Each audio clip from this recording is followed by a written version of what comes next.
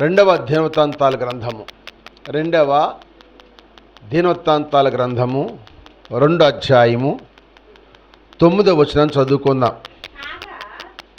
2వ దినవృత్తాంతాల 2వ గ్రంథము 2 అధ్యాయము 9వ వచనం. కాగా లెబానోను నుండి అమ్మ గట్టేదదు. కాగా లెబనోన్ నుండి ఏ మానులంట? సరళ మానులను, దేవదారు మానులను, చందనపు మానులను నాకు పంపుము. చాలు. ఈరోజు మీకు చెప్పే ఆ చెట్టు పేరు మ్రాననగా, వృక్షం అనగా, చెట్టు అనగా ఒకటే.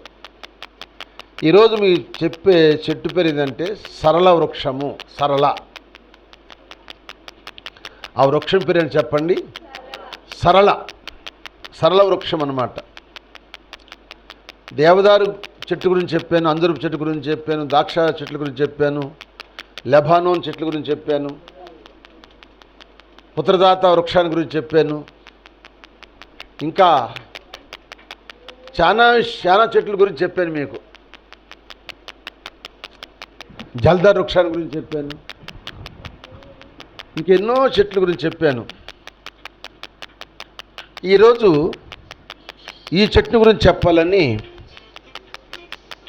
ఆశపడుతున్నాను. ఈ చెట్టు పేరు సరళ వృక్షము. ఏ వృక్షం చెప్పండి? సరళ వృక్షము. దీని గురించి సొలొమోను భక్తుడు హీరాముకు లెటర్ రాసి పంపిస్తున్నాడు. హీరాము, నా తండ్రి నాకు చెప్పాడు మందిరం కట్టించాలని. అయ్యా, అది నీ చేతుల మీద కట్టాలని దేవుడు నాకు చెప్పాడు కనుక నువ్వు మంచి మందిరం కట్టించు. మా నాన్నకి నీవు చాలా ఉపకారం చేసావంట. మా తండ్రి గారికి దేవదారు వృక్షాలు కొట్టించి దేవదారు నగరం గృహాన్ని కట్టించావంట. ఇప్పుడు నీ దేవుని మందిరానికి కావాలి సరళ వృక్షాలు, చందనపు వృక్షాలు, దేవదారు వృక్షాలు కావాలి. వాటిని పంపించమని హీరామునకు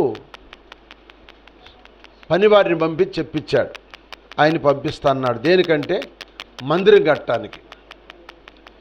దేనితో మందిరం కట్టాలంటే సరళ వృక్షంతో మందిరం కట్టాలి.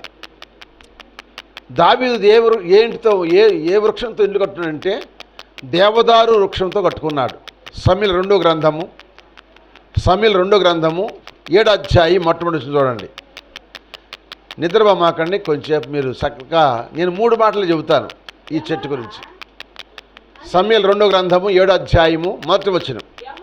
యెహోవా నలుదిక్కుల అతని శత్రువుల మీద అతనికి విజయం ఇచ్చి అతనికి నెమ్మది కలగజేసిన తర్వాత రాజు తన నగరయందు కాపురం ఉండి పిలవనంపి నేను ఏ మ్రానుతో?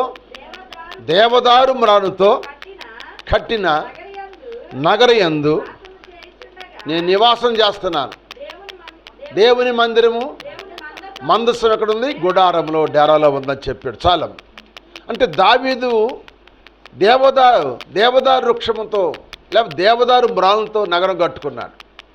నేను దేవదారు మ్రానులతో నగరం కట్టుకున్నాను. నా దేవుడు మందస్సం గుడారంలో ఉంది కనుక ఆ గుడారం కాకుండా దేవుని మందిరం కట్టించాలని దావీదు చాలా ఆశపడ్డాడు.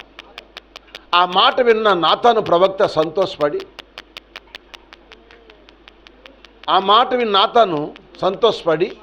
మంచిదయ్యా, దేవుని మందిరం కట్టించు అన్నాడు. ఎందుకంటే మోషే కాలం నుంచి అంత మునుపు నోవాహు కాలం నుంచి యాకోబు కాలం వరకు లేకపోతే యోసేపు కాలం వరకు కూడా బలిపీఠమే కట్టారు. ప్రత్యక్ష గుడారం లేదు. మోషే కాలం వచ్చేసరికి గుడారంలో నివసించారు. ప్రత్యక్ష గుడారంలో దేవుని మందసం ఉండటం ఏర్పడింది. దావీదు కాలం వచ్చే వరకు కూడా దేవుని మందసము మందిరము ప్రత్యక్ష గుడారంలో ఉంది, కానీ మందిరం లేదు దేవుని మందసం. ఇప్పుడు దావీదు దేవదారు మానంతో ఇల్లు కట్టుకున్న తర్వాత ఇప్పుడు దేవుని మందిరం కట్టాలని ఆలోచిస్తూ ఉంటే, ఆలోచన చెప్పినప్పుడు నాతాను ఇష్టపడి చాలా సంతోషపడ్డాడు. సంతోషపడి మంచిదయ్య అన్నాడు. ఆయన తిరిగి మళ్ళా వెళ్ళిపోయాడు. నాతాను ప్రవక్త వెళ్ళిపోయిన తర్వాత దేవుడు నాతానుతో మాట్లాడుతున్నాడు. నాతాను, నేను ఆయనతో కట్టించుకాను, నువ్వు ఆయన గురించి సంతోషపడమాక, అతని కుమారుతో నిన్ను మందిరం కట్టించుకుంటాను. ఎందుకంటే అతని చేతులు రక్తంలో తడిచి ఉన్నవి కనుక నేను అతని చేత మందిరం కట్టించను. అతని కుమారుడైన నడుల నుంచి వచ్చిన వాడు తన కుమారుడైన సొలొమోను ద్వారా మందిరం కట్టిస్తాను. ఆ మందిరం నేను నివసిస్తాను. సొలొమోను పరిపాలనలో తగాదలు ఉండవు, గొడవలు ఉండవు, కరువు ఉండదు, కాటకం ఉండదు, ఏ సమస్య ఉండదు. 40 సంవత్సరాలు నెమ్మదిగా ఉంటారు. కనుక ఆ సమాధానపరుడు చేతులతో నా మందిరం కట్టించుకుంటాను, నీ చేత కట్టించుకొని చెప్పమని దేవుడు చెప్పమన్నాడు. అప్పుడు ఆ మాట వచ్చి దావీదు గారికి చెప్పాడు, అయ్యా నీ కుమారుడు చేత కట్టించుకుంటాడంట, నువ్వు కడతానికి వీలేదని చెప్పాడు. ఆ మాట మీకు జ్ఞాపం చేస్తాను. దినవృత్తాంతాల మొదటి గ్రంథము 22 అధ్యాయం 7వ వచనం చూడండి. దినవృత్తాంతాల గ్రంథము మొదటి దినవృత్తాంతాలు 22:7. మరియు దావీదు సొలొమోనుతో ఇట్లా, నేను నా కుమారుడా, నేను నా దేవుడైన యెహోవా నామ ఘనత కొరకు ఒక మందిరం కట్టించాలని నా హృదయమందు నేను నిశ్చయించుకొని ఉండగా యెహోవా వాక్కు నాకు ప్రత్యక్షమై ఇలాగ సెలవిచ్చాను, నువ్వు విస్తారంగా చూడండి, నువ్వు విస్తారంగా రక్తం ఒలికించావు, గొప్ప యుద్ధాలు జరిగించినవాడు, నువ్వు నా నామమునకు మందిరమును కట్టించకూడదు, నా సన్నిధిని నీ విస్తారముగా రక్తము నేల మీదకి ఓడ్చితివి, నీకు పుట్టబోవు నీ కుమారుడు సమాధానకర్తగా ఉండును, చుట్టూ ఉండు తమ శత్రువులందరినీ నేను త్రోసివేసి అతనికి సమాధానము కలగజేస్తానని చెప్పాడంట. దేవుని స్తోత్రం చెప్పండి. అంటే దావీదు యుద్ధం చేసే కనుక అతని చేతులు రక్తంతో ఉన్నవి, అందుకని నువ్వు కట్టొద్దు, నీ కుమారుడు చేత నేను కట్టించుకుంటానన్నాడు. సౌలు కాలంలో యుద్ధాలు ఉన్నాయి, దావీదు కాలంలో యుద్ధాలు ఉన్నాయి, కానీ సొలొమోను కాలంలో యుద్ధాలు ఆయన 40 సంవత్సరాలు పరిపాలన చేసిన ఎక్కడ యుద్ధం లేదు, ఎక్కడ కరువు లేదు, ఎక్కడ సమస్య లేదు. అంత నెమ్మదిగా పరిపాలన చేయడానికి దేవుడు మహాజ్ఞానం ఇచ్చాడు సొలొమోను గారికి. ఆయన కట్టించాడు. అందుకే ఆ కట్టించడానికి తన తండ్రితో స్నేహితుగా ఉన్న హీరాము చెబుతున్నాడు, హీరాము గారు నీ దేవుని మందిరం కట్టలు కనుక సరళమానులను, దేవదారు మానులను, చందనపు మానులను నువ్వు తెప్పించాలని చెప్పాడు. హల్లెలూయా. నేను అక్షార్థంగాను దేవుని వాక్యం మీకు చెబుతున్నా కదా, ఎప్పుడు చెప్పినా మీకు అక్షార్థంగా ఒక మాట చెబుతాను, చరిత్రపూర్వకంగా ఒక మాట చెబుతాను, ఆత్మానుసారంగా అసలు మాట చెబుతాను. హల్లెలూయా. ఇప్పుడు ఈ మందిరం ఒకటి అక్షార్థంగా మనకు మందిరం కావాలి. ఈ మందిరం కోసం దావీదు ఒకసారి చెబుతాను, ఈ మందిరం విషయం చెబుతాను. ఇది అక్షార్థంగా మనం అందరం కలిసి నివసిస్తానికి, దేవుడు నివసించే స్థలంలో మనందరం మందిరం కట్టుకోవడానికి, మనకు మందిరం కావాలి కనుక కట్టుకుందాం. ఇది అక్షార్థమైన మందిరం. రెండవది ఆత్మ సంబంధమైన మందిరం, అది మనమే అంటాడు దేవుడు. పౌలు గారు అంటాడు, చూడండి ఒక మాట, కొరింథీ రాసిన మొదటి పత్రిక 3 అధ్యాయం 16 వచనం. కొరింథీ రాసిన మొదటి పత్రిక 3 అధ్యాయము 16 వచనం. అమ్మా,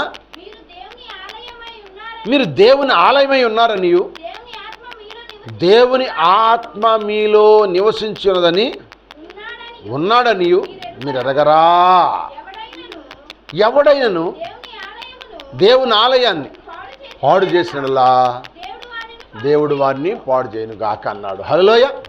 ఇప్పుడు దేవుని ఆలయం ఎవరంటే ఆత్మ సంబంధ ఆలయం మనమే. కనుక ఆలయం అనగా హృదయము. ఆలయం అనగా చెప్పండి, మందిరం అనగా హృదయము. దావీదు కూడా దేవుని మందిరంలో ఆలయం లాంటి వాడే, కానీ అతని హృదయము పాపంతో నిండిపోయింది. దావీదు హృదయము, మందిరం అనగా హృదయము. హృదయంలో ఏముందంటే పాపం ఉన్నది. అతను రక్తం ఒలికించాడు. రక్తం అనగా పాపానికి సాదృశ్యం. కనుక అందుకని దావీదు, నువ్వు మందిరం కట్టడానికి వీల్లేదు, ఎందుకంటే నువ్వు పాపం గొప్ప యుద్ధాలు చేశావు, కానీ నీ చేత కట్టించుకాను, నీ కుమారుడు చేత నేను కట్టించుకుంటా అన్నాడు. అంటే ఒకటి శరీరం అక్షార్థంగా ఒక మందిరం ఉంది, రెండు ఆత్మానుసారంగా మనమే మందిరము. మన మందిరంలో ఉదయం ఎట్టుండాలంటే పరిశుభ్రంగా ఉండాలి, మన చేతులు పరిశుభ్రంగా ఉండాలి. అందుకే మందిరం హృదయాన్ని పోల్చాడు, రక్తాన్ని పాపానికి పోల్చాడు. కనుక మనం పాపం చేస్తున్నాం, శాపంతో ఉన్నాం. కనుక మన పాపాన్ని పరిహరిస్తానికి, మన శాపాన్ని విడిపిస్తానికి, విమోచిస్తానికి, దేవుడు మనలో నివసిస్తానికి ఆయన మందిరాన్ని కట్టించమన్నాడు. ఆ మందిరం దేంతో కట్టాలంటే సరళ మ్రానుతో కట్టాలి. సరళమాను అనే చెట్టు, ఆ చెట్టు 700 సంవత్సరాల నుంచి 1000 సంవత్సరాల వరకు బతికిద్దంట. చరిత్ర చెబుతుంది ఆ మాట. ఏ చెట్టు? సరళ వృక్షం అనే చెట్టు 700 సంవత్సరాల నుంచి 1000 సంవత్సరాల వరకు బతికిద్దంట చెట్టు. ఆ చెట్టుతో మందిరం కట్టాలి అంటే ఆ చెట్టులో చాలా సారవంతమైన బలం ఉందని. హల్లెలూయా. చందనపు చెట్టు, దేవదారు చెట్టు, సరళ చెట్టు, ఈ 3 కూడా చాలా బలమైనవి, స్ట్రాంగ్ అయినవి, చాలా ఖరీదు గలవి అన్నమాట. ఇప్పుడు టేక్ ఎలా ఖరీదు గలదో అలా అన్నమాట. హల్లెలూయా. అయితే ఈ సరళ చెట్టు ఎవరు అనేది మీకు కావాలి. చూడండి ఒక మాట, హోషేయ గ్రంథము చూడండమ్మా. హోషేయ గ్రంథము 14వ అధ్యాయము 8-9 చదువుదాం. హోషేయ గ్రంథము 14వ అధ్యాయము 8వ వచనం 9వ వచనం. ఎఫ్రాయిం బొమ్మలతో నాకు నిమిత్తమేమి, నేను ఆలకిస్తున్నాను. నేను ఎఫ్రాయిం గురించి విచారణ చేయుచున్నాను. చిగురు పెట్టు, ఎవరంటున్నాడు? చిగురు పెట్టు సరళ వృక్షము లాంటి వాడను నా వలననే. అది ఇప్పుడు ఈ సరళ వృక్షం అంటే ఎవరంటే చెప్పాలి. ఎవరు చదివేటప్పుడు? ఎఫ్రాయిమా? ఎవరు? మళ్ళీ చదువు, మీకు అర్థమైంది. ఎఫ్రాయిము అనే మాట అంటుంది ఎవరు? ఎఫ్రాయిముతో ఈ మాట అంటుంది ఎవరు? చదువు. ఎవరు ఆలకించేది? ఎవరు? అది ఎఫ్రాయిము, నువ్వు అనుజనుల వలె మార్చబడ్డావు, మాడిపోయిన అప్పుడులాగా తిరగబడ్డావు, నువ్వు దొంగవయ్యావు, వ్యభిచారమయ్యావు ఎఫ్రాయిము. కనుక నీకును నీ బొమ్మలతో నాకు పనేంటి? నేనే ఆలకిస్తున్నాను, నేను ఎఫ్రాయిం గురించి విచారణ చేస్తున్నాను. ఎవరంట? నేను చిగురుపెట్టు సరళ వృక్షం అంటే ఎవరు? ఇప్పుడు చెప్పాలి. యేసు ప్రభువారు. స్తోత్రం చెప్పండి. సరళ వృక్షము అంటే ఎవరు? చదవాలి, ఆ విషయం చదువుకోవాలి, అది మీకు అర్థం రావాలి. నేననే మాట ఎవరంటారంటే యేసయ్య అంటాడు. నేనే సరళ వృక్షాన్ని. అందుకే సరళమ్మని పేరు పెడితే సరళని పేరుకి అర్థం ఏంటంటే యేసు ప్రభు అని అర్థం. హల్లెలూయా. యేసు ప్రభు అని అర్థం. కనుక ప్రభునందు ప్రియమైన బిడ్డలారా, యేసు ప్రభు చెబుతున్న మాట. ఇప్పుడు ఈ సరళ వృక్షం దేని సాదృశ్యం చెప్పాను? యేసు ప్రభు వారి సాదృశ్యం ఉందా? అవునా కాదు? అక్కడ మన కాళ్ళు చదువుకోండి, మీరు కంచి పైనుంచి చదువుకోండి. దేవుడు మాట్లాడుతుంటాడు. 14వ అధ్యాయం మొట్టమొదటి నుంచి చదివితే దేవుడే ఎఫ్రాయిముతో మాట్లాడుతున్నాడు. కనుక ప్రభునందు ప్రియమైన బిడ్డలారా, ఇప్పుడు ఈ సరళ వృక్షం అంటే యేసు ప్రభు వారికి సాదృశ్యంగా కనపడుతుంది. కనుక ఈ సరళ వృక్షంలో 3 అనుభవాలు మీకు జ్ఞాపకం చేస్తాను. త్వరగానే ముగిస్తాను, చక్కగా వినండి, ఆత్మీయలు పొందుకండి. ఈ సరళ వృక్షం అనే యేసుప్రభు వారు నీలో నివసించాలంటే నీ మందిరం హృదయం అనేది పరిశుద్ధంగా ఉండాలి. నువ్వు రక్తాన్ని ఒలికించే కనుక రక్తం అనగా పాపం, ఆ పాపాన్ని నువ్వు పరిహరించాలి, దాన్ని తొలగించుకోవాలి. ఆ తొలగించాలంటే యేసుప్రభు వారే. అందుకే యెషయా గ్రంథం మొట్టమొదటి అధ్యాయము 12వ వచనం అంటాడు చూడండి. యెషయా గ్రంథము మొదటి అధ్యాయం 12వ వచనం. మీరు వచ్చున్నారే నా ఆవరణను త్రొక్కుటకు. చాలమ్మా, ఒక మాట చదువు, 18 వచ్చింది చదువమ్మ. యెహోవా ఈ మాట సెలవిస్తున్నాడు, రండి మనం వివాదం తీర్చుకొందుము. చూడండి, ఇప్పుడు మీ పాపములు అది రక్తం వలె, మీ పాపాలు రక్తం వలె ఎర్రనివై అవి హిమవలె తెల్లబడును, కెంపు వలె ఎర్రనివైనవు అవి గొర్రెబొచ్చు వలె. అది అంటే ఇక్కడ అంటున్నాడు యేసుప్రభు చెబుతున్నాడు, యెహోవా ఈ మాట సెలవిస్తుంది. ఎందుకంటే రండి మన వివాదం తీర్చుకుందాం, మీ పాపాలు ఎట్ట కనపడితే రక్తం వలె కనపడుతున్నాయి అన్నాడు. ఎట్ట కనపడుతుంది చెప్పండి? అది కనుక మన ఈ యేసుప్రభు వారు సరళ వృక్షం కనుక సరళ వృక్షంతో సొలొమోను మందిరం కడుతున్నాడు. ఇప్పుడు ఆ సరళ వృక్షం అనే మందిరము ఎవరనగా ఆ సరళ వృక్షం మనలో నివసించాలంటే మనమే ఆత్మ సంబంధమైన మందిరము. హల్లెలూయా. ఆత్మ సంబంధంగా మనం మందిరం కట్టుకుంటే యేసుప్రభు వారు మనలో ఉంటాడు. స్తోత్రం చెప్పండి.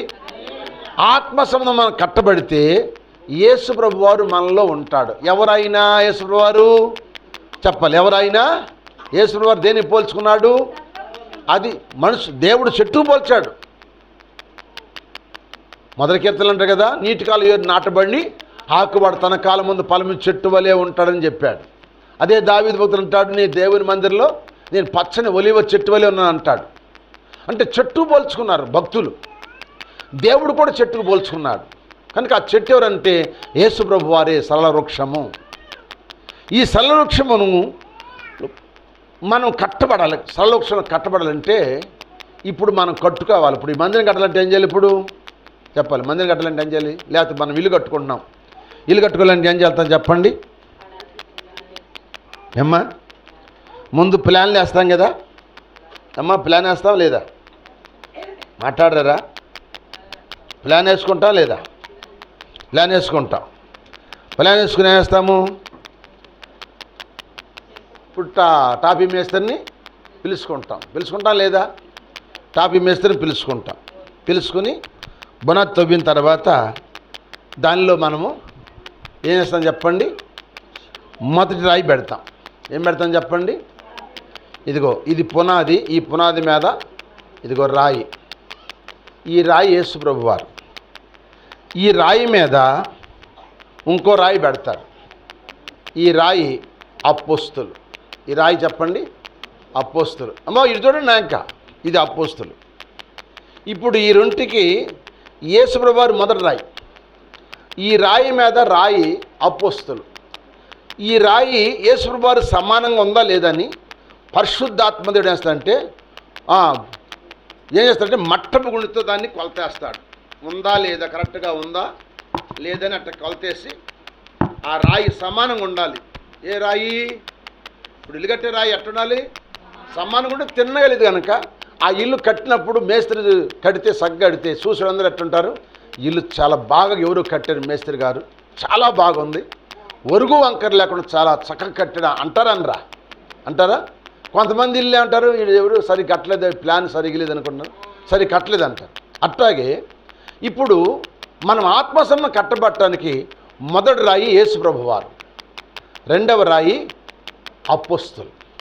ఇప్పుడు మూడవ రాయి ప్రవక్త. మూడవ రాయి ఎవరు చెప్పండి? ఎవరమ్మా? ప్రవక్త. ఇది మూడో రాయి. మళ్ళీ దీన్ని కూడా మట్టపు గుండే చూడాలి. ఆయన ఇట్లా చూడాలి, కరెక్ట్గా చూడాలి, కొలత వేయాలి, అంటే సమానంగా ఉండాలన్నమాట రాయి మీద రాయి. నాలుగో రాయి సేవకుడు. నాలుగో రాయి ఎవరు చెప్పండి? సేవకుడు. ఈ రాయి కూడా సరిగా ఉందా లేదని పరిశుద్ధాత్మదేవుడు మట్టపు గుండెతో చూస్తాడు.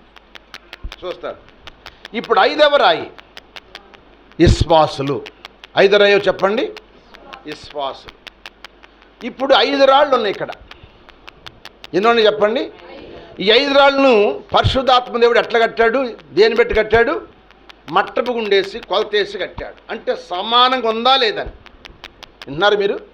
సమానంగా ఉండాలి. ఎటు వరకు వంకరకు వాడకూడదు. యేసు ప్రభువు వారు ఏ రాయి? మొదటి రాయి, పునాదిలో రాయి, మొదటి రాయి ఎవరంటే యేసు ప్రభువు వారు. ఆ రాయికి సరిపోయినట్టుగా ఉండాలి అపోస్తుల రాయి. స్తోత్రం చెప్పండి. ఆ రాయి ఎట్టుండాలి? అపోస్తులు కూడా యేసు ప్రభువు వారితో సమానంగా ఉండాలి. యేసు ప్రభువు వారితో సమానంగా ఉండాలి. అపోస్తులు అంటే ఎవరు చెప్పండి? అంటే అపోస్తులు అంటే ఎవరంటే పంపబడిన వారు, అంటే ఏర్పరచబడిన వారు. దేవుడు వారిని ఏర్పరచుకున్నారు. వారు సావుకైనా సిద్ధంగా ఉంటారు అపోస్తులు. ఇక వాళ్ళు సావు కూడా భయపడరు. వాళ్ళకి పెళ్ళిళ్ళు పేరంటాళ్ళు ఉండవు. వాళ్ళు అపోస్తులు అన్నమాట. దేవుని కొరకే బతుకుతారు. అందుకని యేసుప్రభు రాయికి సమానంగా ఉండాలి. ఎవరు? అపోస్తులు. దీన్ని కొలతేసి కొట్టేది ఎవరు? సరిచేసేది ఎవరు? పరిశుద్ధాత్మ దేవుడు. దేంతో? మట్టపు గుండుతో. స్తోత్రం చెప్పండి. ఇప్పుడు మూడో రాయి ఎవరు చెప్పండి? మూడో రాయి ఎవరు? ప్రవక్త. మర్చిపోమాకండి, ప్రవక్త. ప్రవక్త అంటే జరగబోయే విషయాలు చెప్పేవారు ప్రవక్త.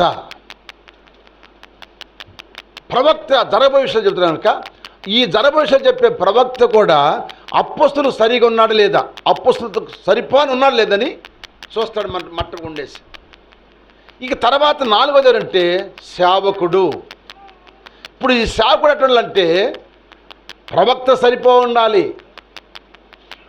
అపోస్తులు సరిపోయి ఉండాలి, దేవునికి కూడా సరిపోయి ఉండాలి. అందుకే సరిపోయిన వాడు ఎవరంటే పౌలు గారు, సేవకుడు పౌలు గారు. అందుకే అంటాడు, నేను క్రీస్తును పోలి నడిచినట్టుగా మీరు నన్ను పోలి నడవమన్నాడు. ఎక్కడన్నాడు ఆ మాట? కొరింథీయులకు రాసిన మొదటి పత్రిక 11వ అధ్యాయం మొట్టమొదటి అంటాడు, నేను క్రీస్తును పోలి నడిచినట్టుగా మీరు కూడా నన్ను పోలి. అది అందుకని సేవకుడు ఎవరంటే ఇప్పుడు చెప్పాలి పౌలు గారు. ఇప్పుడు సేవకుడు 4వ రాయి కరెక్ట్గా ఉండాలన్నమాట. ఇప్పుడు పౌలు గారు ప్రవక్త సరిపోయాడు, అపోస్తులు సరిపోయాడు, యేసయ్య ప్రభువు కూడా సరిపోయాడు కనుక నేను క్రీస్తుని పోలి నడుస్తున్నాను కనుక మీరు నన్ను పోలి నడవమన్నాడు. ఇప్పుడు ఎవరిని పెట్టాడు? 5వ రాయి విశ్వాసులు. స్తోత్రం చెప్పండి. ఇప్పుడు విశ్వాసులు ఎట్లా ఉండాలంటే సేవకుడు సరిపోయినట్టుగా ఉండాలి. యేసుప్రభువు సరిపోయేటట్టుగా అపోస్తులు ఉన్నారు, అపోస్తులు సరిపోయేటట్టుగా ప్రవక్తలు ఉన్నారు, ప్రవక్తలు సరిపోయేటట్టుగా సేవకులు ఉన్నారు, సేవకులు సరిపోయేటట్టుగా విశ్వాసులు ఉండాలి. స్తోత్రం చెప్పండి. ఇంకా అర్థం కావట్లే మీకు. ఈ సరళ వృక్షం కట్టాలి. ఇప్పుడు ఆత్మ సంబంధంగా మనం కట్టుకోవాలి. ఇప్పుడు మందిరం కట్టుకోవాలి అక్షరార్థంగా. రెండోది ఆత్మ సంబంధంగా మనం కట్టబడాలి. ఈ సరళ వృక్షం అంటే కట్టబడుట. ఈ వాక్యాన్ని మీకు జ్ఞాపకం చేసి చూడండి. ఫిలిప్పీ రాసిన పత్రిక 2వ అధ్యాయం 20 వచ్చిందమ్మా. ఫిలిప్పీ రాసిన పత్రిక 2వ అధ్యాయం 20 వచ్చిన 2:20. అమ్మా మీ క్షేమ విషయమై అమ్మా నిజముగా చింతించువాడు.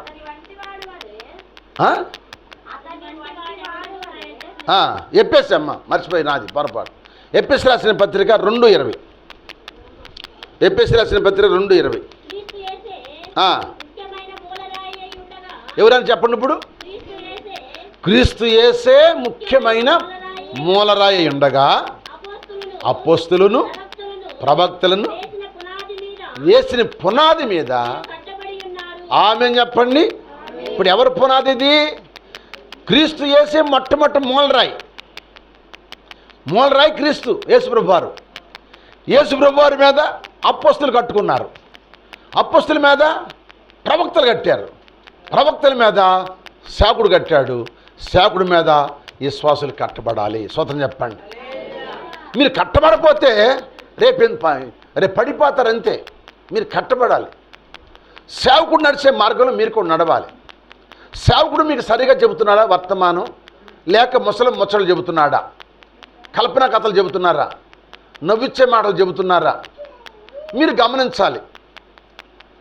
మిమ్మల్ని పెంచే తండ్రి దగ్గరే మీరు పెరిగినప్పుడు మీరు ఎవరి దగ్గరికి వెళ్ళి వర్తమానం వినొద్దు. నీకు అట్లా వినొచ్చు, కానీ ఆ వర్తమానం సరిగా ఉందా లేదని చూసుకుని సరిగా ఉంటే కాసేపు నువ్వు, సరి లేకపోతే వదిలేసాయి. దేని స్తోత్రం చెప్పండి. సరిలేదనుకుంటే వదిలేసాయి. ఎందుకంటే ఖచ్చితంగా ఉండాలి బోధ. ఎట్లా చెప్పండి, ఖచ్చితంగా ఉండాలి బోధ. ఈ బోధలో మనం కట్టబడాలి. ఈ సరళవృక్షం ద్వారా మందిరం కట్టబడుతుంది. ఎవరు కడుతున్నారు మందిరము? సరళవృక్షం ద్వారా ఎవరు మందిరం కడుతున్నారు? సొలొమోను గారు మందిరం కడుతున్నాడు. ఇప్పుడు ఆత్మసంబంధం కట్టబడే మందిరం ఎవరు? మనమే. మనం కట్టబడాలంటే ఎక్కడ కట్టుకోవాలి? మనము క్రీస్తు యేసే మూలరాయి. ఆ రాయి మీద అపోస్తలులు కట్టారు, అపోస్తలుల మీద ప్రవక్తలు కట్టారు, ప్రవక్తల మీద సేవకులు కట్టారు, సేవకుల మీద విశ్వాసులు ఉన్నారు. ఇక ఆ ఇల్లు లేకపోతే పునాది పడనే పడదని దేవుని వాక్యం చదివిస్తుంది. ఒక మాట చూడండి, రోమిలు రాసిన పత్రిక 6:17 చదువమ్మా. రోమిలు రాసిన పత్రిక 6:17.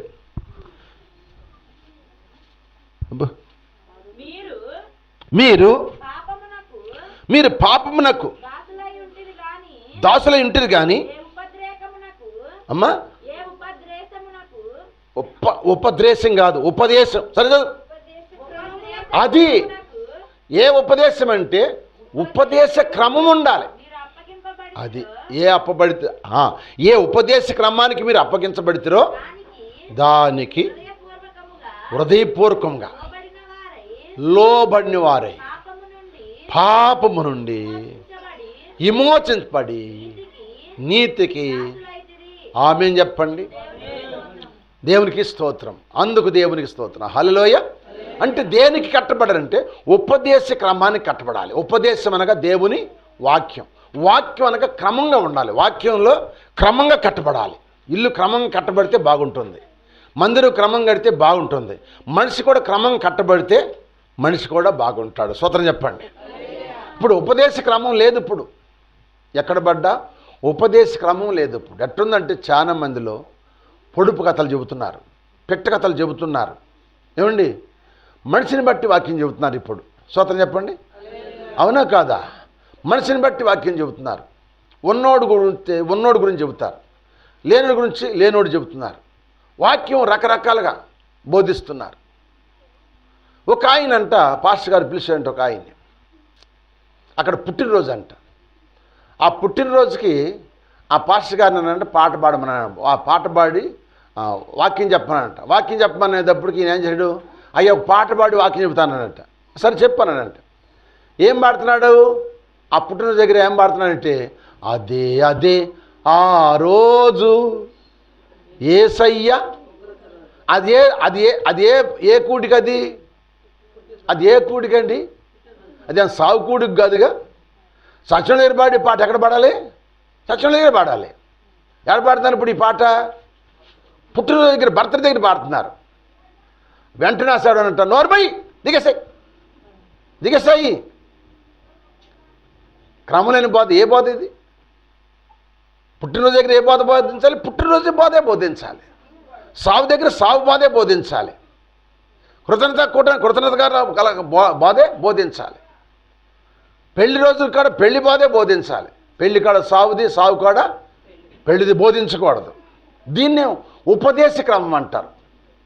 మీరు ఏ ఉపదేశ క్రమానికి కట్టుబడి ఉన్నారో దానికి మీరు దాసులై ఉండాలన్నాడు. అందుకు దేవునికి స్తోత్రం అన్నాడు. దేవుని స్తోత్రం. హల్లెలూయా. కనుక మనము ఉపదేశ క్రమంలో మనం కట్టబడాలి. మీకు చెప్పే వర్తమానం అరగంట చెప్పని, గంట చెప్పని, పావుగంట చెప్పని, చెప్పిన ఉపదేశాన్ని క్రమాన్ని బట్టి మీరు నడుచుకోవాలని ప్రభు పేట నేను మీకు మనవి చేస్తున్నాను. హల్లెలూయా, హల్లెలూయా, హల్లెలూయా.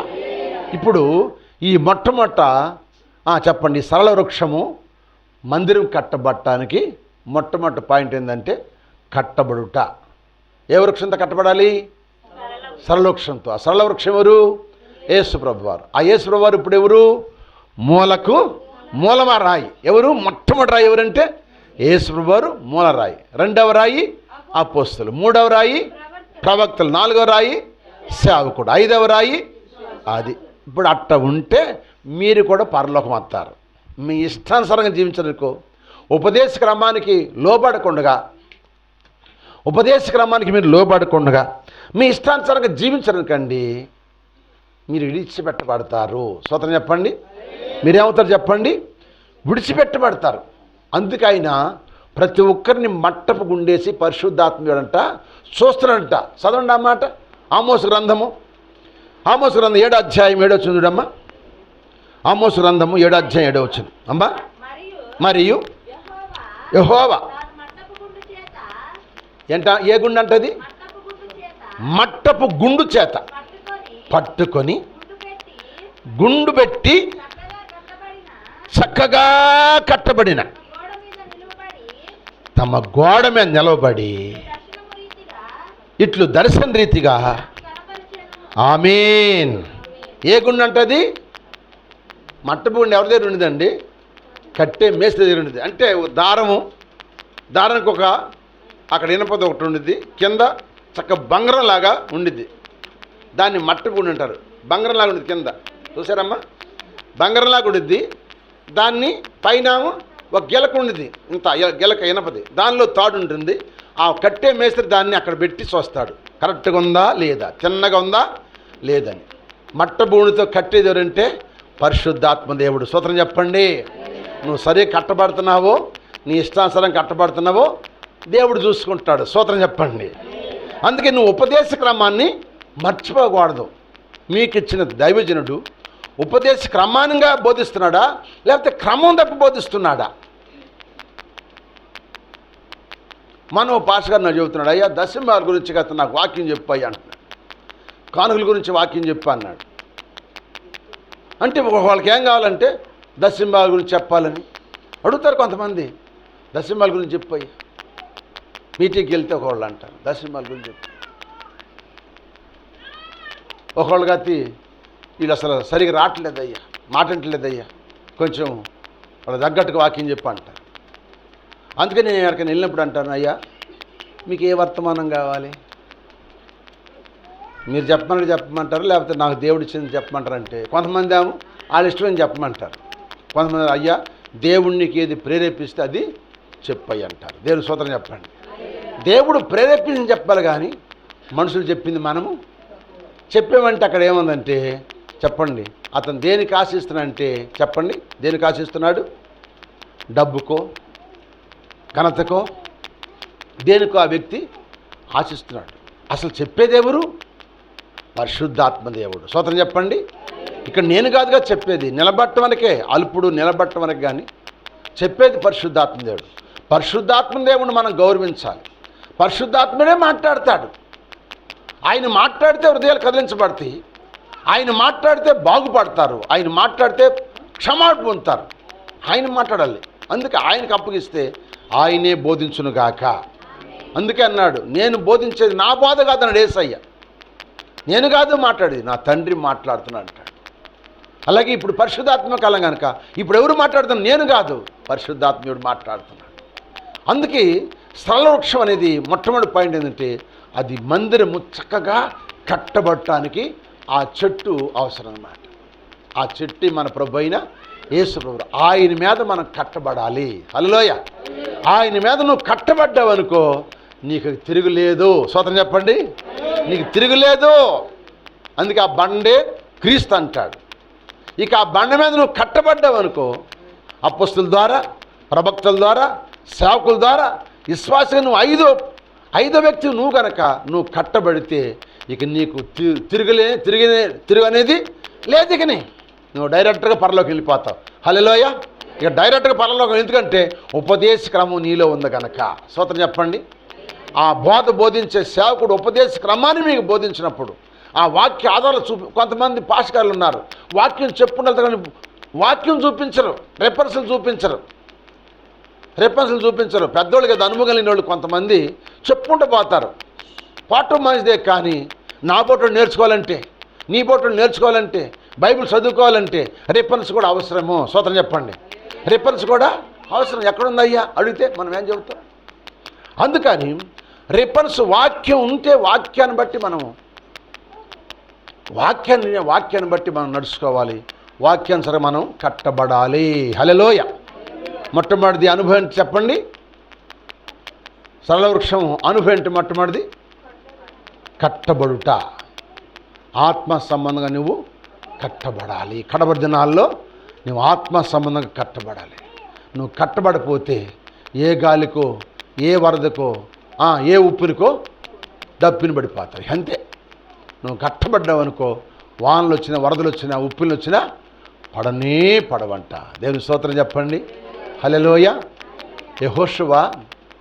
యెహోషువ కనానుకి వెళ్తానికి యోర్దను నది అడ్డం వచ్చింది. దేవుడు అన్నాడు, యెహోషువ భయపడమాక. యాజకులు మందసం భుజాల మీద మోసుకుంటా యోర్దను దగ్గరికి వెళ్ళినప్పుడు యాజకులు పాదాలు నీళ్ళలో తగల మునిపే నీరు వెనకెళ్ళిపోయింది. మీరు మధ్యలోకి వెళ్ళి యోర్దను నదిలోకి వెళ్ళి నుంచండి, ప్రజలందరూ దాటే వరకు నుంచమన్నాడు దేవుడు. అప్పుడు యోర్దను నది సామాన్యం కాదంట, కొన్ని 100 కిలోమీటర్లు ఇదంట, అంత స్పీడ్ ఇద్దంట. దాదాపు 200 స్పీడ్ ఇద్దంట ఆ నీరు. ఒక కారు 100 కన్నా ఎక్కువ, 120, 130 వెళ్తే ఏమైపో తెలియదు. కానీ ఆ నీరు అంత వడిగిలిదంట, అంత స్పీడ్కి వెళ్ళిదంట. అంత నీళ్ళు ఇప్పుడు యాజకులు మందసాన్ని భుజాన్ని పెట్టుకుని వెళ్ళి యోర్దను దగ్గరికి వెళ్ళి ఆ అరికాళ్ళు నీళ్ళకు తగలంగానే ఒక్క రెప్పపాటులోనే నీరంతా వెనక్కి వెళ్ళిపోయి ఎగున ఆగిపోయిందంట. ఆగిపోయింది. అప్పుడు యాజకులు ముందెళ్ళి యోర్దను నదిలో మధ్యలో నిలబడ్డారంట. ఆ నిలబడిన తర్వాత ఇప్పుడు ఇస్రాయేలు ప్రజలందరూ లక్షల మంది దాటాలి.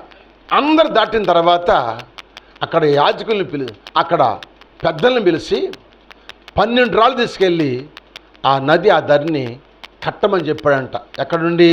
యోర్దను నదిలో ఉండి. యోర్దను నది పైన పొంగుతూ ఉంది, పెరుగుతుంది, పైన పెరుగుతుంది కానీ రావట్లేదు, ఇటు పెరుగుతూ ఉంది, మోతమవుతుంది.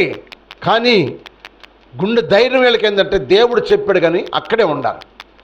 ఆ యాజకులు పాదల దగ్గర ఉన్న రాళ్ళు తీసుకెళ్ళి ఆ దరిని 12 రాళ్ళతో కట్టారంట.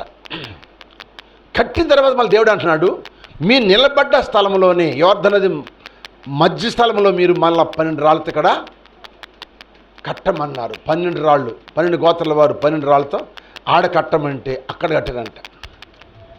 ఈ రాళ్ళతో మధ్యలో ఇక్కడ కట్టబడింది, ఒక రాళ్ళతో నాము ఒడ్డు మీద కట్టబడింది. కట్టిన తర్వాత అప్పుడు యాజకులు మందసం తీసుకుని ఒడ్డెక్కిన తర్వాత ఇప్పుడు ఆ నది నీరంతా కూడా ప్రవహిస్తున్నా కూడా ఆ రాళ్ళు అట్టగొని అంటని పడలేదంట. మధ్యలో రాళ్ళు. స్తోత్రం చెప్పండి. అంత ఒడిగెళ్ళినా కూడా రాళ్ళు పడలేదు, అట్టగొని. ఇప్పుడు కొని అంత యోర్దను నదిలో ఇప్పుడు కూడా రాళ్ళు అట్టగొని అంట.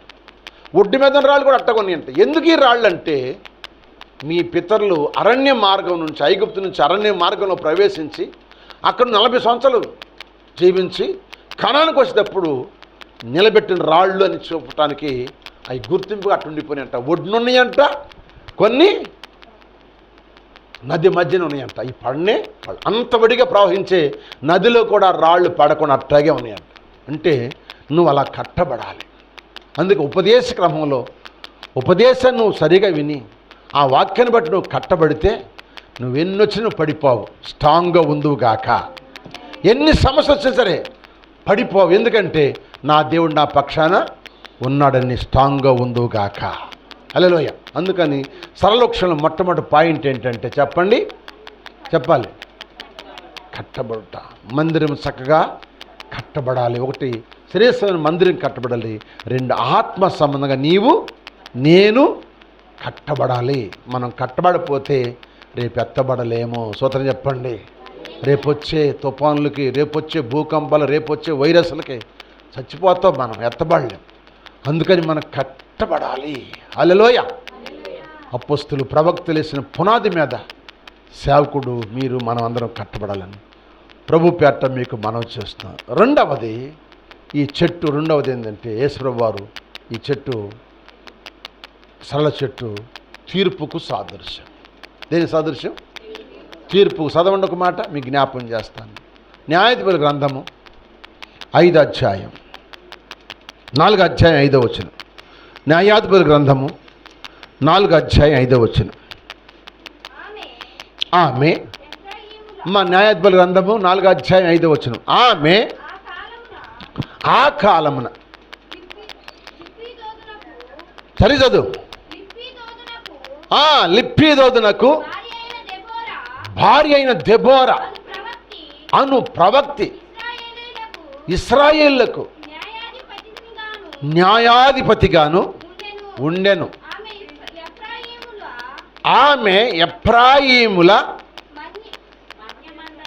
మన్యమందలి రామాకును బేతేలుకును మధ్యనున్న దెబోరా సరళ వృక్షము కింద తీర్పుకై కూర్చుంట కద్దు. అంటే కూర్చోడం అక్కడే.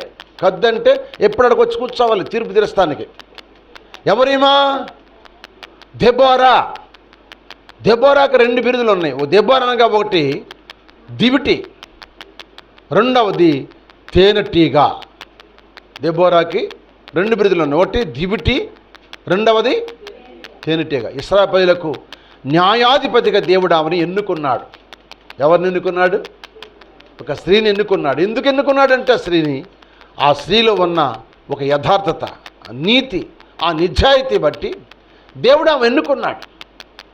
ఆమె ఎక్కడి నుండి తీర్పు తీరుస్తుందంటే సరళ వృక్షం కింద నుండి తీర్పు తీరుస్తుంది. ఎక్కడి నుండి తీర్పు తీరుస్తుంది? సరళ వృక్షం కింద నుండి తీర్పు తీరుస్తుంది. సరళ వృక్షం అంటే ఎవరు? యేసు ప్రభు వారు. ఆయనే తీర్పు తీర్చే దేవుడు. స్తోత్రం చెప్పండి. ఆయనే తీర్పు తీర్చే దేవుడు. మనం తీర్పు తీర్చకూడదు. ఏం తీర్పు తీర్చడానికి దేవుడు అధికారం ఇచ్చాడు. ఒక వ్యక్తికి మనం తీర్పు తీర్చాలంటే ముందు మనం కరెక్ట్గా ఉండాలి. అమ్మాయి ఎట్లా ఉండాలండి? మనం కరెక్ట్గా ఉంటే ఇతర మనం చెప్పినా దేవుడు మెచ్చుకుంటాడు. అంతేగాని మనం ఎట్టబడితే అట్టుండి ఇతరులకు మనము చెప్పాలి తీర్పు. ఇలా మరి ఇలా పెద్దోళ్ళు అంట చూడు, అత్త అంట కోళ్ళకి బుద్ధి చెప్పి ఏం చేసిద్దంట? ఏమనుకునేది? చెడ్నాకిద్దంట. అంటే దాని బుద్ధి సరిలేదు. అత్తమా కోళ్ళకు మాత్రం బుద్ధి సరిగ్గా చెప్పిద్ది. ఆమె సరిలేదు, ఏమో చెప్పిద్ది. అప్పుడు ఆమె నిద్దా నీ బుద్ధి సరిలేదు, నన్ను బుద్ధి మార్చుకోమంటే అనిద్దా అనదా? అవునా కాదా? నీ బుద్ధి సరిలేదు, నన్ను మార్చుకోమంటావేంటి, ముందు నువ్వు మార్చుకో అని కోళ్ళు ఎదురిచ్చేసింది. అలాగే మన బుద్ధి సరిగా ఉండాలి.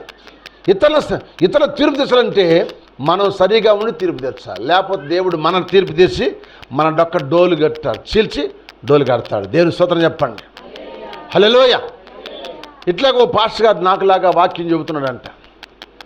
ఆ వాక్యం చెబుతుంటే ఒక పిల్లోని తీసుకుని ఒక ఆమె వచ్చిందంట, విశ్వాసం వచ్చి, అయ్యా నా కుమారుడు బెల్లం తింటున్నాడయ్యా, తీపి తింటున్నాడయ్యా, అది మానమంటే మాంతలేదయ్యా, ఎంత కొట్టినా సరే ఎంత తిట్టినా సరే మాంతలేదయ్యా, తింటున్నాడు, జలుబు చేస్తుంది, జ్వరం వస్తుంది, రోగం వస్తుంది, మందులు వాడుతున్నాం తగ్గుతుంది, మళ్ళీ తింటున్నాడు, ఏదో ఒక విధంగా తినేస్తున్నాడు. అయ్యా మీరైనా చెప్పి ప్రార్థన చేయండి అయ్యా అని చెప్పిందంట పాస్టర్ గారికి. ఎవరు? ఈ పిల్లోడు తల్లి వచ్చి. అప్పుడు ఆయన అంట, అమ్మ వచ్చేవారం రా చెబుతా అన్నాడంట. మళ్ళీ వచ్చేవారం వచ్చిందంట. వచ్చేవారం వచ్చింది నాకు అయ్యా చెప్పాయి అంటే, అమ్మ మళ్ళీ ఇంకో వారం రా అన్నాడంట. సరే మళ్ళీ ఒక వారం వచ్చిందంట పిల్లోని తీసుకుని. మరలా వస్తే అమ్మ ఈ వారం అది ఈసారి వచ్చే వారం గట్టిగా రమ్మ అన్నాడంట. అప్పుడు మళ్ళీ 3వ వారం వచ్చిందంట. ఆ 3వ వారం వచ్చిన తర్వాత అప్పుడు చెప్పాడు, బాబు బెల్లం తినమాక, తీపి తినమాక, తింటే దానివల్ల అనర్థాలు వస్తాయి, ఆ తర్వాత నువ్వే నష్టపోతావు, వద్దయ్యా తినమాక, నేను ప్రార్థన చేస్తానని చెప్పి ప్రార్థన చేశాను. సర్లే పాస్టర్ గారు తిన్నానంట. ఇప్పుడు ఆ తల్లి అందంట, ఏమయ్యా పాస్టర్ గారు 3 వారాలు పిలిచేవు నన్ను ఈ మాట చెప్పడానికేనా? అంటే ఈ మాట చెప్పడానికి నువ్వు 3 వారాలు రమ్మన్నావా? ఇంకేదో చెబుతావు అనుకున్నాను, ఈ మాట చెప్పడానికైనా 3 రోజులు రమ్మన్నా, మొదటి వారమే చెప్పొచ్చు కంటే. అప్పుడు ఆయన అంట, అమ్మ నాకు కూడా బెల్లం తినే అలవాటు ఉంది, నాకు తీపి తినే అలవాటు ఉందమ్మా, అందుకని నేను ముందు మానుకోవాలి కదా, అందుకని నీ బిడ్డను బట్టి నేను మానుకున్నానమ్మా. ఈ 3 వారాలు ప్రయత్నం చేసి పూర్తిగా మానేశాను కనుక, నేను మానేసే కనుక ఇప్పుడు నీ బిడ్డకి నేను చెప్పాను. దేవుని స్తోత్రం చెప్పండి. అలాగే ఒక వ్యక్తి తీర్పు తీర్చాలంటే ముందు నేను సరిగా ఉండాలి, నేను సరిగా ఉండి ఇతరులకు చెప్పాలి. హల్లోయ, నేను సరిలేకుండా చెప్పానుకో, నువ్వు నన్ను అందరి ముందు వేస్తాను తెలియజేస్తావు, చేస్తావు చేయవా? నన్ను అందరి ముందు నువ్వే తెలియజేస్తావు. ఏం నువ్వు చెప్పొచ్చావులే, ఇంట్లో కాలినాడు ఈదులో గెలుస్తాడా? ముందు ఏమంటారు చెప్పండి, ఇల్లు గెలిచి రచ్చగలమ్మంటారు, రచ్చగలవాలంటారు. ముందు ఇంట్లో గెలవాలి, అప్పుడు రచ్చగలవాలి. కనుక అందుకని తీర్పు తీర్చే ప్రతి ఒక్కరు కూడా మనం ఎట్టుండాలంటే ముందు మనం కరెక్ట్గా ఉండి మన మిత్రులకి చెప్పాలి. సూత్రం చెప్పండి, చెప్పాలి. మనం కరెక్ట్గా ఉండి ఇతరులు చెప్పాలి. ఇతరులు చెప్పకుండా మనం చేస్తే ఎట్ట గురించి. అందుకే ఓ తల్లి అంట తన 3 బిడ్డలు ఉన్నారంట. ఆ 3 బిడ్డలు అందంటారే, ప్రార్థన బాయ పెద్ద అమ్మాయ ప్రార్థన బాగుందంట. సరే పోతని చెప్పి ప్రార్థనకి వెళ్తున్న పక్కన స్నేహితులు ఉండి, లే ప్రార్థన ఎందుకంటే అందరం కలిసి సినిమాకి వెళ్దామని తీసుకెళ్ళిందంట. సరే ఈ అమ్మాయి ఏడకెళ్ళి ప్రార్థనకి వెళ్ళి రాలేదు, ఇంకా రాలేదంటే ఆడు చెప్పాడు ప్రార్థన రాలేదు మీ అమ్మాయిని చెప్పారంటే. ఏడకెళ్ళి ప్రార్థనకి వెళ్ళదంటేను మా స్నేహితులు సినిమాకి తీసుకెళ్ళి వెళ్ళాను అన్న. ఏమండి, 2వ అమ్మాయిని పంపించంటారు. దాని బుద్ధి సరిలేదు, అమ్మాయి నువ్వన్నా ప్రార్థనకి వెళ్ళందంట. అది వెళ్తా ఉండరికి ఇంకొక ఆమె పిలిచిందంట. ఇంకో స్నేహితులు పిలిచి రావే మనం ఇక్కడ కూర్చొని టీవీలు చూద్దాం, చక్కగా సీరియల్ చూద్దామని చెప్పిందంట. ఇక ఆ మందిరం మానేసేసి వెళ్ళి టీవీ చూస్తుందంట, సీరియల్. ఇక మందిరం వదిలిపోయిన తర్వాత అందరూ వెళ్ళిపోతారు కదా, పిల్ల రాలేదంట. మందిరం వచ్చిన అడిగితే మీ అమ్మాయి రాలేదు ఎడకపోయింది మా అమ్మాయి అని చెప్పి చూస్తాను తిరగ పోతుందంట ఒక ఇంట్లో నుంచి. ఏంటి అమ్మాయ ప్రార్థనకి వెళ్దంటాను, నేను వెళ్దాం అనుకుని మా స్నేహితురాలు టీవీలో కొత్త సీరియల్ వస్తుందంట, ఆ సీరియల్ చూస్తానికి రమ్మంది వెళ్ళాను. నీ దుంపదాకా అది చూస్తేనాము స్నేహితులు సినిమా పోయింది, నువ్వు చూస్తేనే సీరియల్ పోయావు. అలే పెద్ద చిన్న అమ్మాయి 3వ అమ్మాయి నువ్వన్నా మందిరానికి వెళ్ళి అమ్మందంట. అప్పుడు 3వ అమ్మాయి అందంట, అమ్మ ముందు నువ్వు రా, నీ వెనకాలని వస్తానందంట. నేను స్తోత్రం చెప్పండి. ఎందుకంటే ఆమె వెళ్ళకుండా పిల్లలు పంపిస్తుంది. ఆమె వెళ్ళకుండా పిల్లలు సరిగ్గా నడుస్తారా? అందుకే ఈ 3 తెలియగలది. ఏదైనా చిన్నవాళ్ళు తెలివి ఎక్కువ ఉండేది పెద్దోళ్ళ కంటే. స్తోత్రం చెప్పండి. పెద్దోళ్ళ కన్నా చిన్నవాళ్ళకి తెలివి ఎక్కువ కనుక ఏమంది, అమ్మ నువ్వు రా, నీతో పాటు నేను కూడా వస్తాను. పెట్టావా నాకు ఫిట్టింగ్ అని అప్పుడు అనుకుని సరిలమ్మ వెళ్దాం అందంట. హల్లెలూయా. అలాగే మనము ఇతరులకు తీర్పు తీసేటప్పుడు మనం ఎట్టున్నామని చూసుకోవాలి. స్తోత్రం చెప్పండి.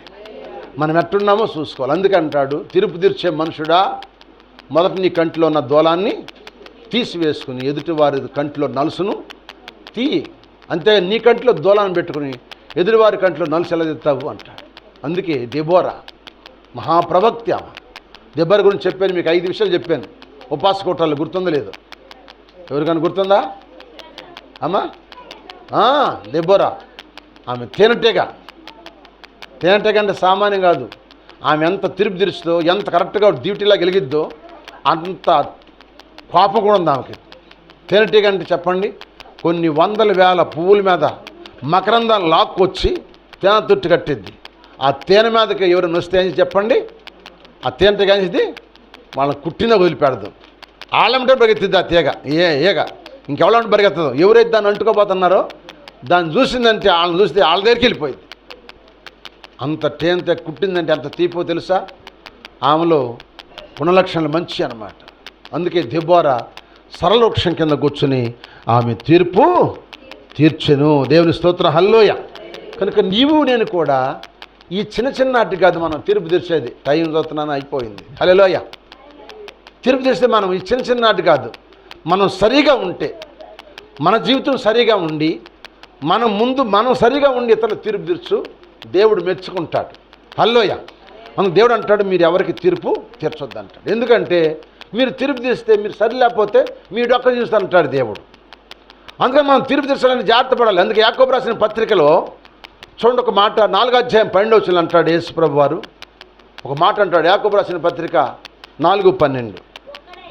ఒక్కడే ధర్మశాస్త్రం నియమించి న్యాయాన్ని దించువాడు, ఆయనే రక్షించుటకును నశింపజేయుటకును శక్తిమంతుడై ఉన్నాడు. నరునికి తీర్పు తీస్తే నువ్వెవడము? అది చాలి వద్దలమ్మ. అసలు నరుడు తీర్పు తీస్తా నువ్వెవడు? ఒక్కడే తీర్పు తీర్చేది ఎవరంటే యేసుప్రభు వారు ఒక్కడే తీర్పు తీర్చేదేవు. కానీ నువ్వు తీర్పు తీర్చాలంటే నీ ప్రవర్తన ఎట్లా చెప్పండి? నీ ప్రవర్తన సరిగా ఉండాలి. నీ ప్రవర్తన సరిగా ఉన్నప్పుడు నువ్వు తీర్పు తీర్చిన దేవుడు నిన్ను చూసి సంతోషపడతాడు. నువ్వు కరెక్ట్గా ఉన్నావు అనుకో, రేపు ఎక్కడ తీర్పు తీరుతుంది మనసు? మనం అంటే ఎవరని తెలుసా? దేవతలకు తీర్పు తీర్చేవాళ్ళం అంట మనము. స్తోత్రం చెప్పండి. ఎవరికి? ఎవరికంట? దేవదూతలకు తీర్పు తీరుస్తామంట మనం. నిజమేనంటావా? ఉందంటారా? ఉందంటారా? చదవండి బైబిల్లో. కొరింథీయులకు రాసిన మొదటి పత్రిక 6:3. కొరింథీయులకు రాసిన మొదటి పత్రిక 6:3.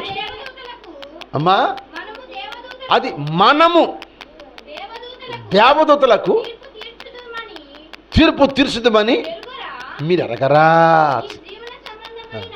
ఇక చాలా ఉంది సమస్య. ఎవరు తీర్పు తీర్చేవాళ్ళు? మనము. ఈ జీవన సంబంధమైన వాటి కొరకు ఆళ్ళ మీద ఏళ్ళ మీద మన బ్రతుకు, నా బ్రతుకు సరిలేదు కానీ నేను ఇతరుల మీద తీర్పు తీరుస్తుంటాను. నా బ్రతుకు సరిలేదు, నా బ్రతుకు సరి లేకుండా ఇతరులకు తీర్పు తీరిస్తే ఊరుకుంటాడు దేవుడు? దేవుడు అక్కడ కాదు, అక్కడ ఊరుకాడు.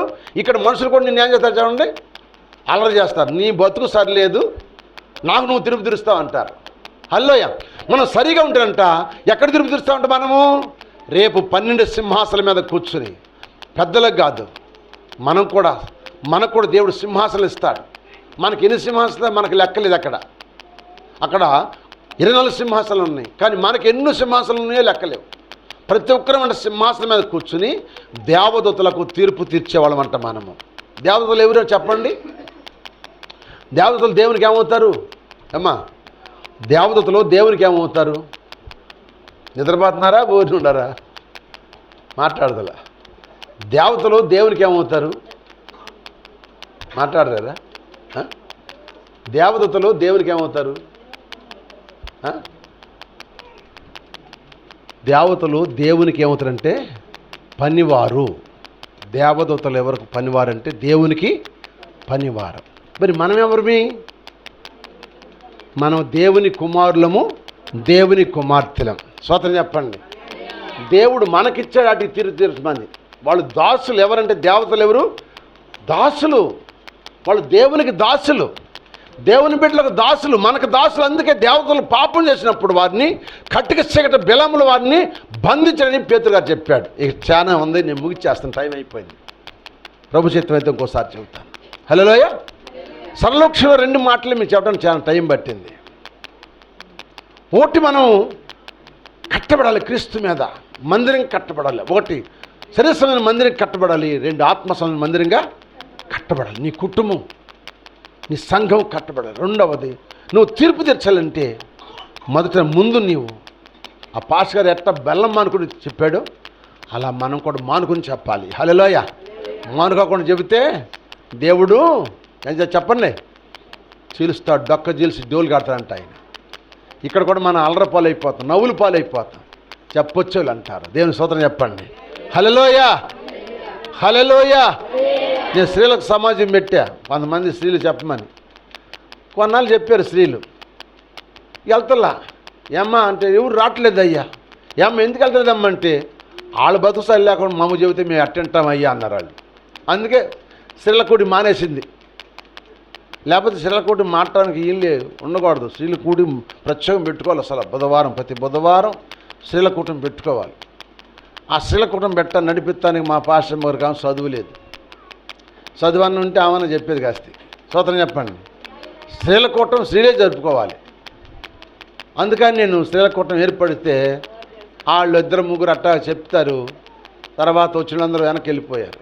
ఏమ్మా ఎందుకని అంటే, వాళ్ళు చెబితే మేమిది ఏంది అయ్యా, వాళ్ళ బతుకు సరిలేదు, మాకు చెబుతుంటే మేము అంటామైంది అన్నారు. ఇంకేం చేస్తా, వదిలేసేసాం. స్తోత్రం చెప్పండి. అలా ఉండకూడదు. మీరు ఉపదేశ క్రమంలో పెరుగుతున్నారు కనుక ఉపదేశ క్రమంలో మనం జీవించాలి. అలా ఉన్నప్పుడు నువ్వు తీర్పు తీరవచ్చు. ఇక్కడ తీర్పు తీర్చడానికి అధికారం ఇస్తాడు దేవుడు, అక్కడ నీకు దేవతల మీద తీర్పు తీర్చడానికి అధికారం దేవుడు ఇచ్చునుగాక. ప్రార్థన చేసుకుందాం, సమయం అయిపోయింది. ప్రార్థన చేసుకుని తల్ల వంచండి. టైం చాలలేదు. ప్రభు చిత్తం అయితే ఇంకోసారి మీకు చెబుతాను. ప్రార్థన చేసుకుందాం, మోకరించండి. ఇది